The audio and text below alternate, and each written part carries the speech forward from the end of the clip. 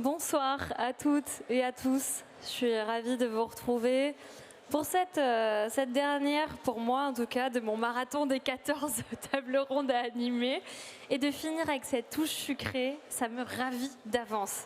Je viens de goûter en avant-première ce que vous allez déguster. Je vous conseille de rester en tout cas. Les deux personnes qui sont là sont déprimées. Pas des dépressifs, mais plutôt de ceux qui ont gagné un prix la même année. Tess Evans-Mialet, Patrick Cholet ont gagné le prix Le B la même année. L'une pour son dessert chocolaté, l'autre pour ses produits de qualité. Et là, cette rencontre, c'était un coup de foudre professionnel. Je cite les mots de Tess. Depuis, ils sont que douceur et vivent une parfaite lune de miel.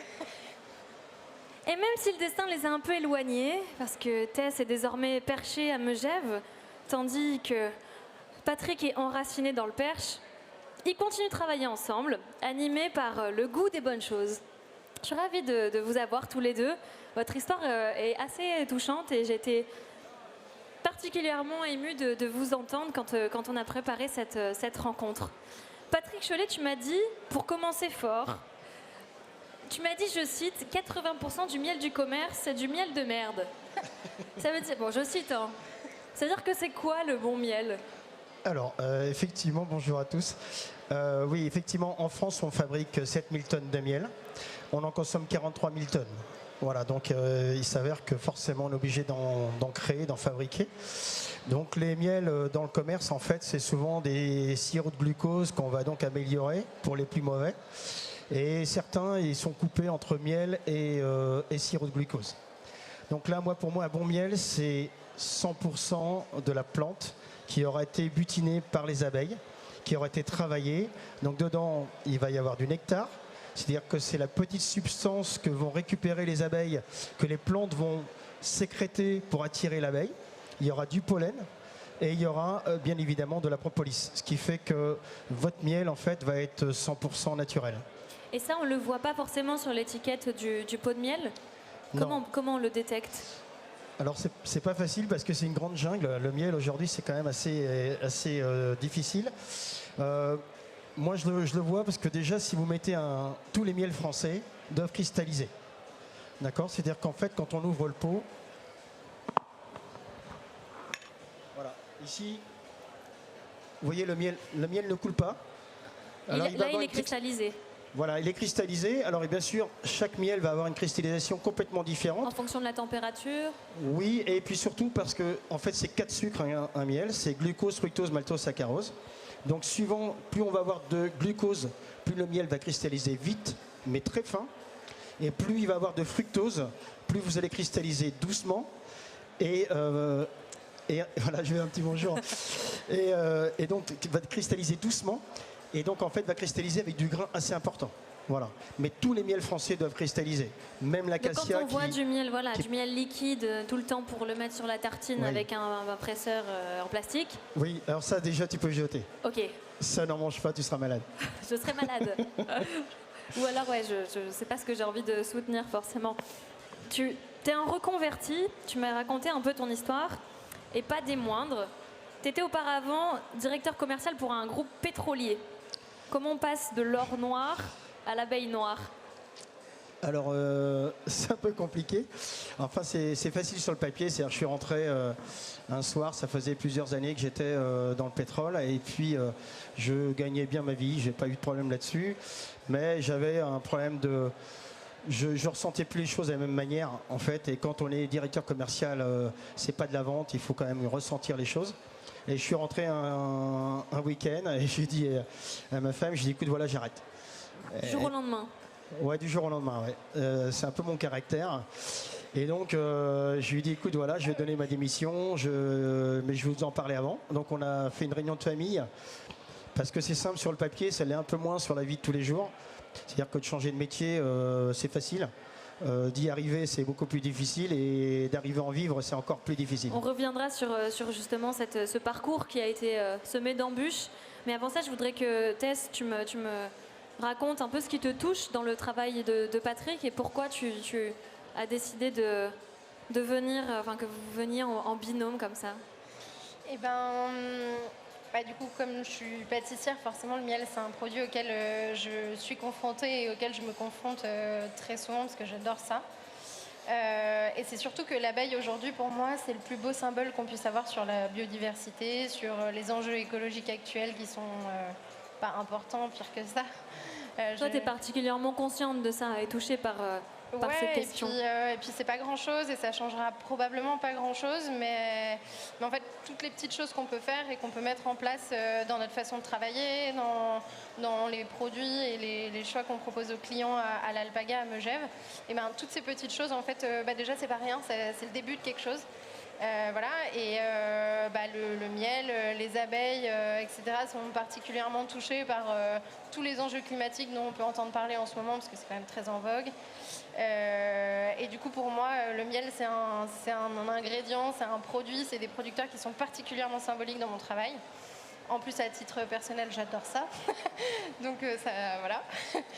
Et en fait avec Patrick on s'est rencontrés au Lebé, on s'est re-rencontrés quelques temps après le Lebé. Et comme tu l'as dit, c'était un vrai coup de cœur professionnel parce que aujourd'hui quand on fait du sourcing, c'est hyper important, puis les clients sont de plus en plus en demande de ça.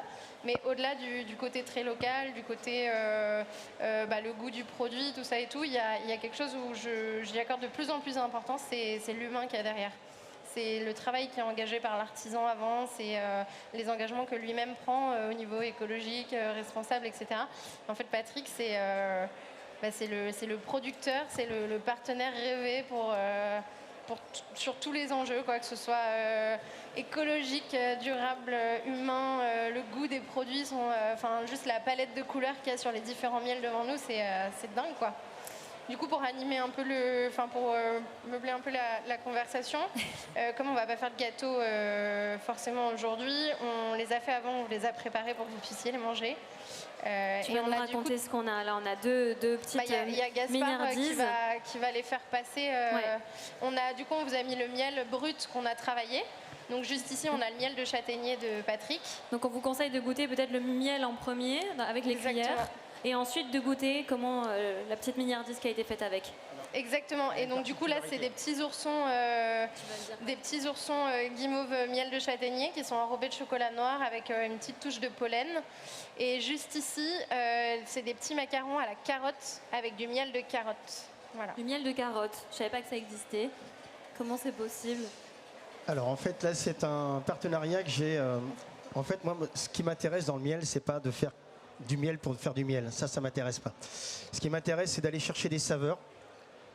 Et en fait, je cherche toujours des nouvelles saveurs.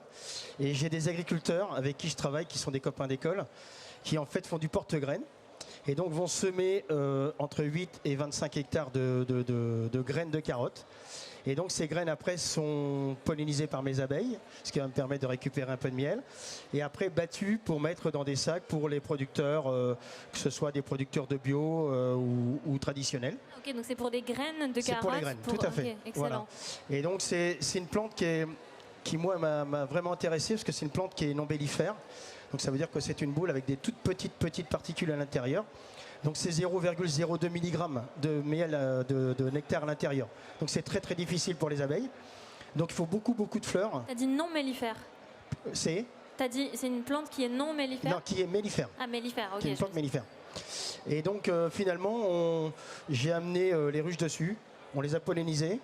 Et on a récupéré ce miel que vous allez voir qui est hyper intéressant, qui est très boisé, qui a presque le goût un peu de fève de cacao, qui est très intéressante, que des chefs comme Tess travaillent très bien parce qu'elle a eu la particularité, moi pourquoi ça a été aussi un coup de foudre, puisqu'on est dans les moments de coup de foudre, c'est qu'en fait Tess s'est déplacée, elle est quelqu'un qui va aller chercher le détail. Et moi je suis très pointilleux sur ce que je fais, pourquoi je le fais, à quel moment. Et Tess va toujours essayer de sourcer pour avoir le meilleur produit au meilleur moment. Et ça, pour moi, c'est enrichissant parce que moi, je suis toujours tout seul dans mes ruches. Et donc, à un moment donné, que les chefs me disent, voilà, Patrick, je cherche ça, ça et ça. Moi, ça me permet en même temps d'aller chercher et de sourcer des plantes pour qu'elles puissent avoir un maximum de choix. Puisque mon souhait, ça serait que les chefs dans l'avenir, certains chefs, et c'est déjà le cas pour certains que je connais bien, ont supprimé le sucre blanc pour ne travailler qu'avec des miels. C'est pour ça que je leur ai fait un panel. On va revenir sur ce choix du miel plutôt que le sucre. Dans un moment, on essaye de désucrer le plus possible la pâtisserie, mais Tess nous en parlera peut-être mieux. C'était ça la particularité que tu voulais mentionner sur les deux miels. Il y avait aussi une particularité sur le miel de châtaignier ou quelque chose? Oui, alors c'est ça. On a expliqué un peu le miel de fleur de carotte, le miel de châtaignier que vous avez ici. En fait, souvent le miel de châtaignier, les gens aiment bien ou n'aiment pas parce que c'est très très amer. Le problème, c'est que moi, j'aime l'amertume, mais il ne faut pas qu'elle soit dérangeante. Et donc, pour un chef, j'ai fait ce miel, qui aujourd'hui est le seul que je fais en châtaignier. En fait, j'ai été chercher, la personne connaissait vraiment bien le miel de châtaignier, et je lui ai dit, écoute, voilà, j'aimerais te faire un miel de châtaignier que tu n'as jamais goûté. Et j'ai un fils qui est phytosociologue, qui est un botaniste professionnel, et je lui dis, écoute, il faut que tu me dises tout sur le châtaignier. Je veux avoir le goût de la châtaigne dans le pot de miel. C'est-à-dire que souvent, quand vous mangez un miel de châtaignier, vous avez l'amertume, voilà, mais vous n'avez pas la châtaigne. C'est un des miels les plus forts, non? Voilà. Et là, vous allez voir, vous allez le goûter, vous avez vraiment ce goût de la châtaigne qui vient. Et après, vous avez cette petite pointe d'amertume qui est très bonne à manger. Voilà. Donc c'est pour ça que là, je me suis un peu coupé le bras, parce qu'en fait, on fait très peu de miel. Si je laissais, si tu veux, les ruches du début de la floraison jusqu'à la fin, je ferais le double de miel de ce que je fais aujourd'hui. Mais moi, ce qui m'intéresse, c'est d'aller chercher justement ce côté saveur, d'avoir la châtaigne. Moi, quand on m'annonce dans un plat miel de châtaignier, j'aime sentir la châtaigne, sinon il n'y a aucun intérêt. C'est pour avoir cette concentration, en fait, que tu choisis d'écourter la période de production. Exactement, parce que si tu veux, un arbre ne sait pas faire deux choses à la fois. Et lorsqu'il va faire des fleurs, c'est pour se reproduire. Et donc, en fait, quand il a suffisamment de fleurs qui sont pollinisées, il va stopper la partie sucrée, puisqu'il n'a plus besoin d'attirer les pollinisateurs, puisqu'il a suffisamment de fruits pour pouvoir se reproduire. Donc, il va arrêter. Donc, qu'est-ce qu'il va faire? Il va enlever cette substance sucrée, qui va devenir une substance amère. Et donc là, si on veut avoir de l'amertume, on continue à faire de l'amertume. Mais moi, c'est pas ce que je recherche. Voilà. C'est intéressant, Tess. On va avoir besoin de toi à nouveau pour que tu viennes. Je suis là. Tu es là en même temps. Contrairement à ces plantes, tu sais faire deux choses à la fois. C'est fantastique. Je voulais savoir justement comment tu fais pour travailler ces différents miels et à la fois, est-ce que tu les combines avec un sucre traditionnel ou est-ce que tu les utilises purs? Parce que j'imagine qu'il y a des histoires aussi de texture, de consistance, de proportion à respecter. Comment tu gères ça en pâtisserie? Alors le miel c'est un produit qu'il faut essayer de travailler avec, à mon sens, avec subtilité, parce que c'est un produit, il faut savoir que pour 100% de pouvoir sucrant sur du sucre classique blanc qu'on a tous dans nos placards ou presque, le miel il est à 110%. Donc du coup, il donne plus une sensation de sucre et ce côté un petit peu qui peut vite être un petit peu lourd, un petit peu désagréable. Saturer un peu les papilles. Exactement. Après, moi, je suis partisane de faire une pâtisserie peu sucrée parce que je pense qu'on est tous de plus en plus avides de ça. C'est plus agréable et ça laisse plus de place aux produits pour s'exprimer.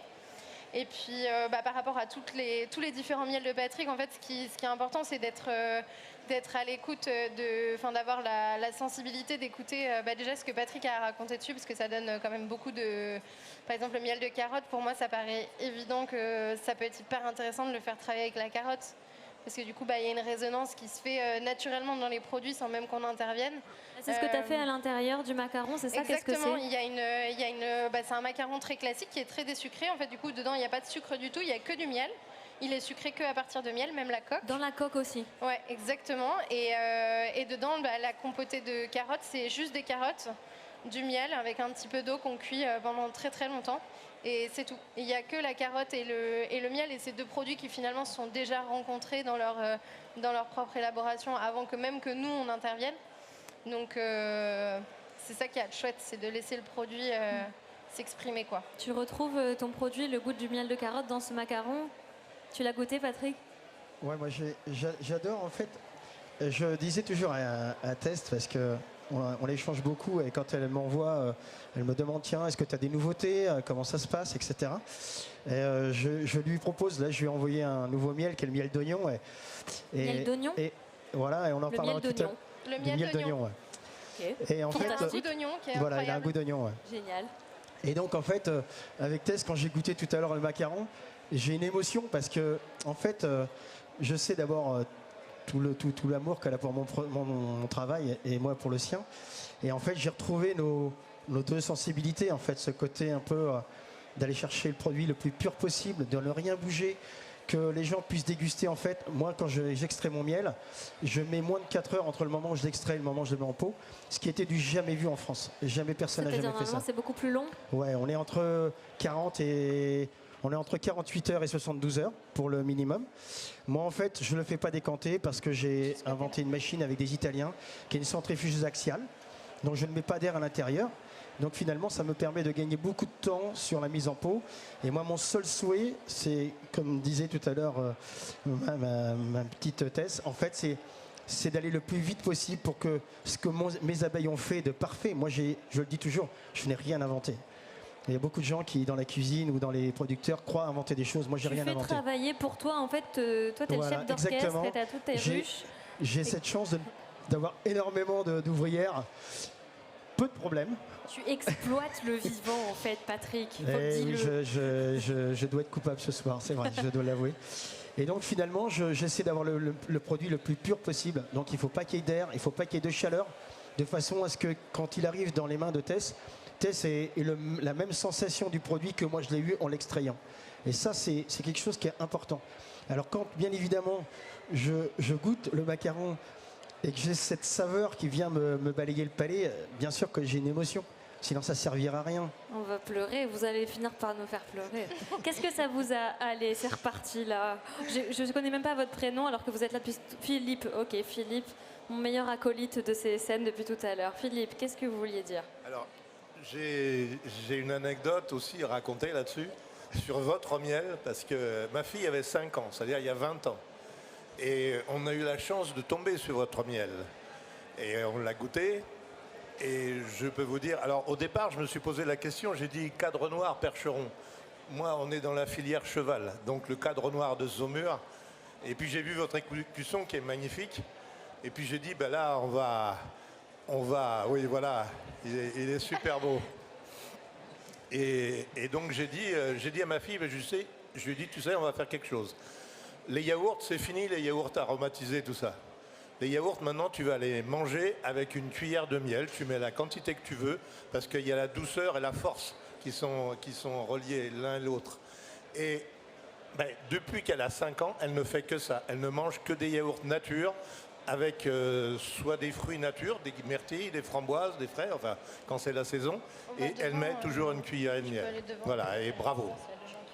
Merci, monsieur. Merci, Philippe. Là-dessus, ça me permet d'embrayer sur ma question de la transmission, justement. Et je sais que, Patrick, tu reçois beaucoup d'enfants. Tu fais des interventions aussi dans les écoles.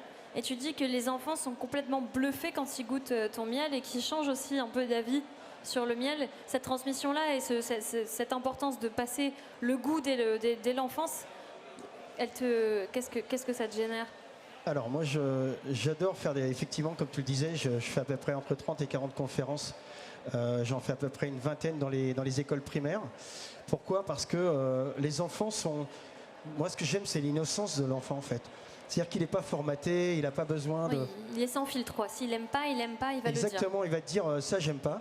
Et en fait, ce qui est assez amusant, c'est que j'arrive pas avec tous les miels, parce que sinon les enfants, ils vont piocher, ils vont plus se reconnaître. Mais j'essaie d'avoir un miel très doux, un miel un petit peu plus fruité, un miel un peu acide et un miel amer. Et je leur fais goûter. Et c'est assez amusant parce que les enfants me disent « Ah oui, mais ça, il est bien meilleur que celui que je mange à la maison. » Alors je dirais à maman que peut-être elle achète pas le bon, ou je ne sais pas. Ou papa. Ou papa. Et en fait, ce qui est assez amusant, c'est que maintenant je vois les parents, et les parents m'interpellent en me disant « Écoutez, quand je vais au magasin avec mon fils, je ne peux plus acheter autre chose que votre miel, parce qu'à chaque fois mes enfants disent, alors j'aime pas parce qu'ils disent un gros mot, mais vous leur avez dit, ça c'est du miel de merde, ne mange pas ça. » Et finalement les enfants, c'est très formaté après, et une fois qu'ils ont décidé, alors ils y vont. Mais par contre, ton miel, on ne le retrouve pas en supermarché. Tu veux pas qu'il y soit. Comment on fait pour s'en procurer? Alors comment on fait pour s'en procurer? Il faut venir dans le Perche, parce qu'on n'a pas tellement parlé. à Patrick et aller dans le Perche. Et on n'a pas tellement parlé de ton terroir, mais tu es percheron. Oui. Tu es retourné dans le Perche pour monter ta structure. Et donc, il y a un terroir particulier dans le Perche, ou est-ce que tu pourrais faire ça un peu n'importe où? Et pour revenir à ma question initiale, du coup, il faut venir chez toi forcément pour goûter et pour acheter ton miel. Alors pour répondre à tes deux questions, oui, alors le Perche, moi c'est une grande histoire d'amour parce que je suis né dans le Perche, je suis percheron de cœur et d'âme. Mes parents, ça fait 7 ou 8 générations qu'on est dans le Perche, donc effectivement j'ai un côté vraiment affectif. Aujourd'hui, mes ruches sont sur toute la Normandie.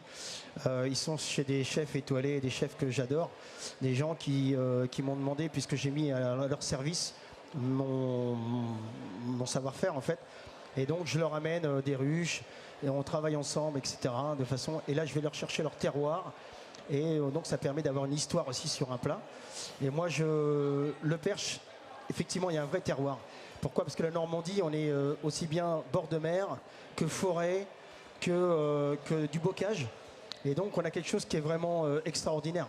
Donc forcément, j'ai plaisir à y être, à y partager. Et puis c'est vrai que quand je me lève le matin très tôt, que je vois un paysage que je connais depuis que j'ai 4 ans. La preuve, c'est que le verger que j'ai acheté, où une partie du miel de pommier est faite, en fait, c'est le verger de mon grand-père. Miel de pommier. Voilà. Donc Ça, c'est vraiment un pur produit percheron, quoi. La Ouais. pomme, qui normalement est faite pour le cidre, Voilà, c'est ça. beaucoup dans le Perche. Ah là, on y va, et hop, on fait On du est à miel. fond dedans. On va goûter. Je vois dans tes yeux que Voilà. Ah ouais, bah, c'est clair, Voilà, tu commences à me connaître. Tess. Goûtez-le, vous allez voir, c'est un miel qui est très doux. On a l'impression de manger presque du beurre. et qui est très beau aussi. Voilà, Comme le miel d'aubépine, ils sont blancs, Voilà, ils c'est sont. ça. C'est une pommade, Ouais, c'est le bonheur. voilà. la texture est incroyable, délicieux. Donc ça, il y a des vraies belles histoires. Donc c'est vrai que le Perche est riche, mais voilà, je fais un miel des marais où j'étais encore hier, où je fais un miel exceptionnel, où on a les mêmes plantes que chez nous, sauf qu'elles restent 6 mois sous l'eau quasiment. Donc forcément, on a un nectar qui est complètement différent, des pollens qui sont complètement différents, et donc on a un miel qui est extraordinaire. Voilà. Tess, t'es allé chez Patrick, forcément. T'as découvert comment il travaillait. Tu t'es encore plus dit que c'était la personne avec qui elle t'allait travailler. Même si maintenant, tu es sur un terroir qui est quand même plus éloigné, tu gardes toujours un lien avec Patrick. Et je sais que c'est aussi important pour toi d'aller visiter tes producteurs et d'aller voir leur travail et d'avoir cette connexion-là. Eh ben oui, complètement. C'est vrai que sur le miel, aujourd'hui, je suis très partagée parce que je travaille avec un apiculteur, parce qu'en montagne, forcément, on parle beaucoup du miel en montagne. Donc, je travaille aussi avec un apiculteur qui est à quelques kilomètres de Megève, qui nous fournit du très, très bon miel. Non, Patrick, t'inquiète pas, t'es toujours mon chouchou. Pas d'infidélité. Tu peux pas faire du miel de montagne dans le Perche, c'est pas montagneux. C'est pas possible, Patrick. Mais non, donc du coup, je travaille avec Vincent le ménager, donc qui est à Domancy, à quelques kilomètres de Megève, qui nous fait un miel vraiment super qu'on a à l'hôtel. Je travaille aussi avec les miels de Patrick sur, voilà, c'est des choses un peu plus précises, tout ça. Et puis, comme on disait tout à l'heure, il y a ce lien humain qui a aussi vachement d'importance, je pense.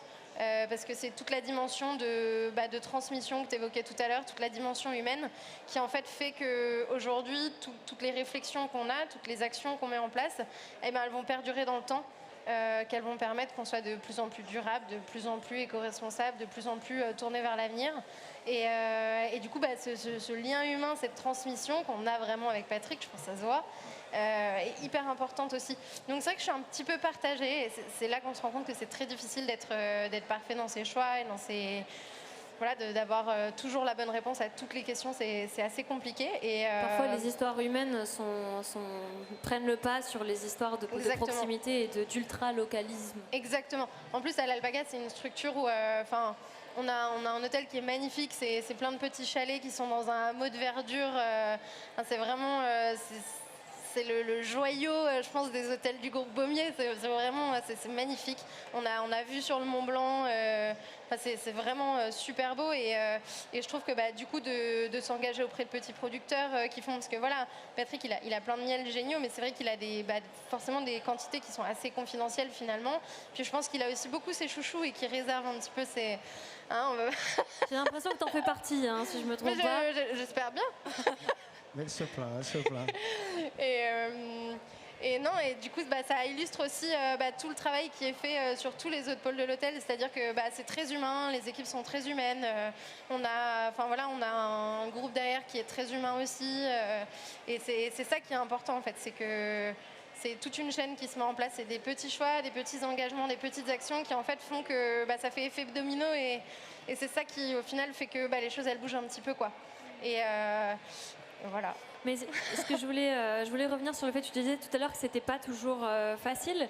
C'est un métier qui est compliqué à plein d'égards.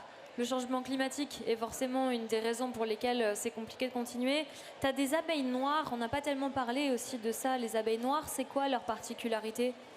Et est-ce qu'elles sont plus ou moins touchées par les mortalités qu'on connaît dans beaucoup de ruches à cause du changement climatique? Alors aujourd'hui, moi j'ai une démarche depuis que je suis arrivé dans l'apiculture. En fait, j'essaie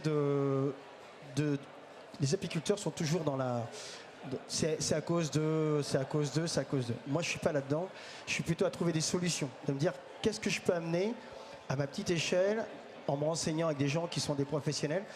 Qu'est-ce que je peux amener qui va faire que mes abeilles vont mieux aller? Donc effectivement, j'ai commencé, par exemple, j'étais un des premiers à changer toutes les cires, puisqu'à l'intérieur, on a des cires que vous avez vues tout à l'heure. Sur les plateaux, il y a deux types de cires.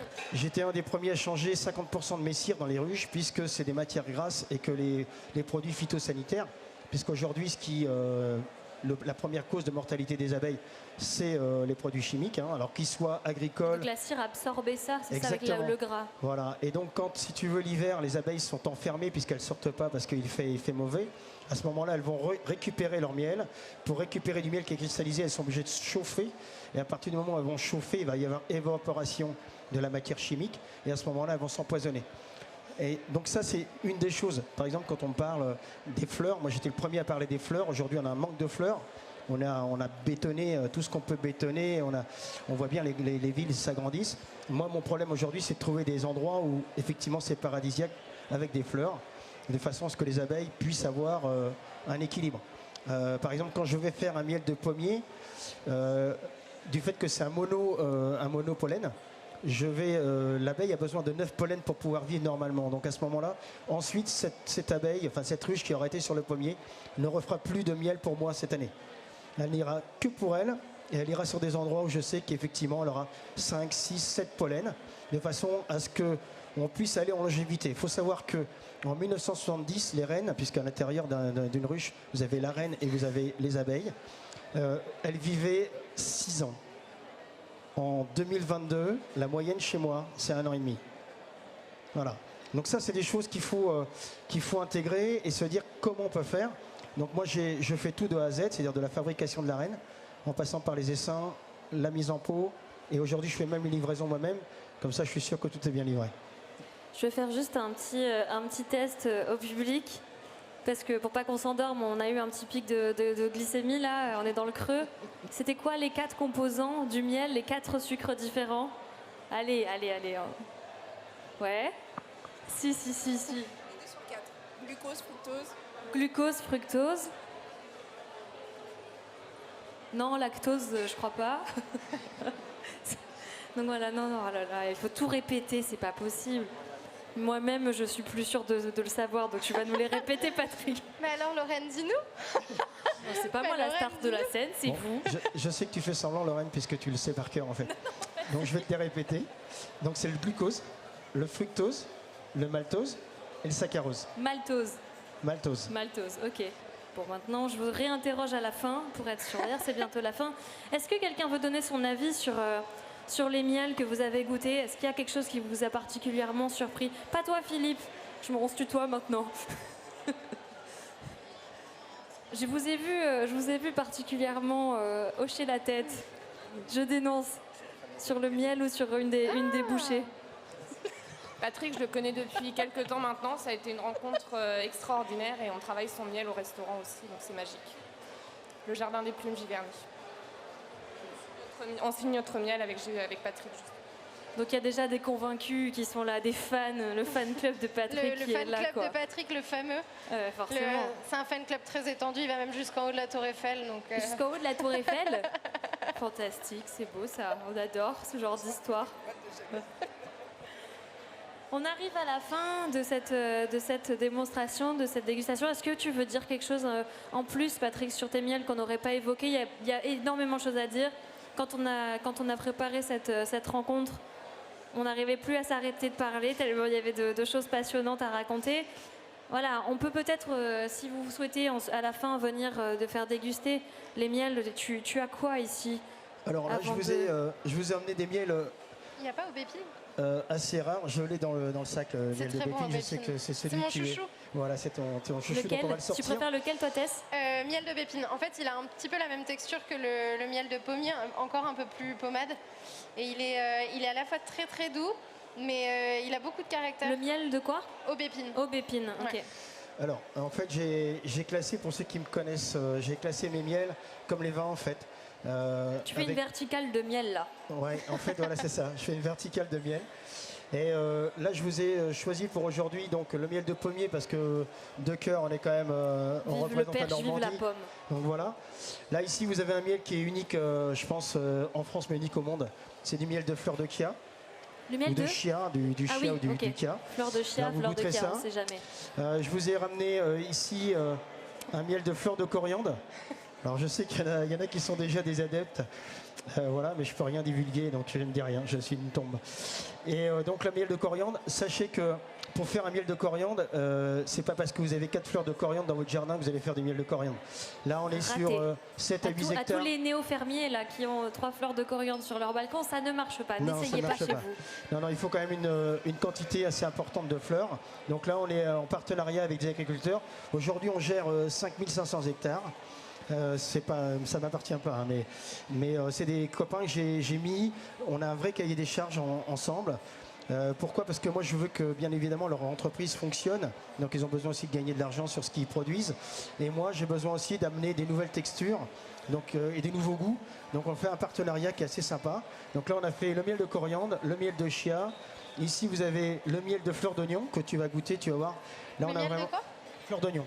Ah oui. Il faut le goûter en dernier, celui-là, Voilà. non? Donc là, je sais que j'ai déjà convaincu Tess, donc vous allez trouver ça très bon. Tu vas faire quoi, Tess, avec la fleur d'oignon, du miel d'oignon en dessert? Eh ben, moi, je vous invite tous à venir à l'Alpaga, à Megève, pour découvrir notre carte de cet hiver à partir de début décembre. Ça veut dire que tu sais pas encore ce que tu vas en faire. Ça veut dire que je sais complètement, mais qu'il faut laisser un petit peu de suspense pour que vous veniez jusque dans nos belles montagnes. Parfait. Bah, on va faire un tour dans le Perche et un tour à Megève alors. Avec plaisir. Là, je vous ai emmené, vous allez pouvoir goûter ici un miel qui est très herbacé, c'est un miel de persil, fleur de persil. Donc ça, c'est une nouveauté aussi. Là, je vous ai emmené deux miels qui sont intéressants. En général, le miel amène un côté un peu chaleureux, réconfortant. Là, vous avez deux miels qui sont plutôt dans des acidités. La fraîcheur. Donc voilà, la fraîcheur, on a plutôt la luzerne qui est plutôt côté un peu agrumes, plutôt au citron. Et là, on va plutôt avoir le tournesol qui lui va plutôt être orange pamplemousse. Voilà. Et après, ici, vous avez la carotte, le sarrasin que je n'ai plus, donc je n'en parle pas. Il a plus de Sinon, miel de je- sarrasin, Le c'est un scandale. sarrasin. Sinon, elle va me harceler au téléphone. De toute façon, le miel de sarrasin, ne goûtez pas. Parce Non. que c'est beaucoup trop bon et que les prochaines productions sont déjà réservées. Donc, Voilà, il y a Comment les voulez-vous que chouchous. je lui refuse quelque chose? Je ne peux rien refuser, c'est ça qui est terrible. Eh ben, ouais. Donc ici, on a donc le miel de fleurs de carotte, sarrasin, et ici, on a châtaignier. D'accord, Voilà. faut les imaginer, mais Donc en fait, il y en a, au total, il y en a 12 miels. Et ce qui permet à chaque chef, comme Tess, en fait, va venir piocher dans cette gamme. C'est pour ça qu'en fait, elle ne peut pas me quitter, et même si elle a essayé de me quitter dans la montagne. En fait, on ne fait que du miel de montagne en montagne. Nous, ici, on en a quand même toute une panoplie. Là. voilà, Non, le, mais en le fait, c'est- chauvinisme percheron. ouais, Comme c'est d'hab. dingue. Alors On va- que Megève, c'est quand même la quintessence de. justement. T'imagines toutes les belles plantes oui. qu'on a? Tu pourrais faire du miel de berce, du miel de sapin, du miel Bah, de. Tu écoute, pourrais faire mille choses. Rendez-vous pris, tu m'as proposé de venir à Megève, eh ben, Mais ouais. rendez-vous, Une petite Le problème, j'emmènerai c'est que tu quelqu'un. risques de une vouloir petite- venir t'installer à On Megève. va interrompre votre conversation, désolé, mais on a une petite observation, une dernière avant de finir. Alors, petite question peut-être vraiment débile, je sais pas. Il n'y a jamais de question débile.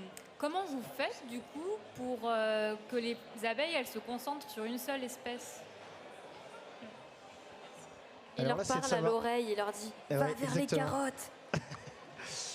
Non, je pourrais mentir, je pourrais vous dire je fais ça, mais non, c'est pas ça du tout. En fait, l'abeille est un auxiliaire, si on prend vraiment sa fonction. L'abeille ne se lève pas comme le matin, comme Maya l'abeille, et se dit pas, tiens, qu'est-ce que je vais faire aujourd'hui? Allez, un petit peu de tilleul, un petit peu. Non, elle fait pas ça du tout. L'abeille, elle doit répondre, c'est une auxiliaire, d'accord, de pollinisation. Donc, elle va aller là où les plantes l'appellent. Donc, effectivement, mon travail à moi, c'est que si je veux qu'elle fasse, par exemple, du miel de persil, je vais l'emmener d'abord dans un champ de persil. Si je l'emmène dans 50 mètres carrés de persil, elle va tout faire sauf le persil. Et donc, moi, je vais venir avant, je vais tester les plantes, c'est-à-dire que je vais enlever le pistil et je vais le goûter. Si moi déjà j'ai une petite sensation de sucré, à ce moment-là, je vais dans la nuit, j'ai des colonies qui sont prêtes, je vais les prendre, les transhumer sur le champ, et à ce moment-là, le lendemain, je reviens voir si mes abeilles sont bien sur le persil. Si elles sont sur le persil, à ce moment-là, c'est gagné. Si c'est à moi de les emmener au bon moment pour qu'elles puissent aller dessus. Voilà. Mais effectivement, c'est. Alors bien sûr que on va les emmener dans un laboratoire. Moi, je me lève pas le matin en disant tiens, celui-là, c'est de la luzerne. Non, je les mets dans les meilleures conditions pour faire de la luzerne. La législation est simple. Incroyable. Si vous avez plus de 80% et plus, vous êtes considéré comme pur.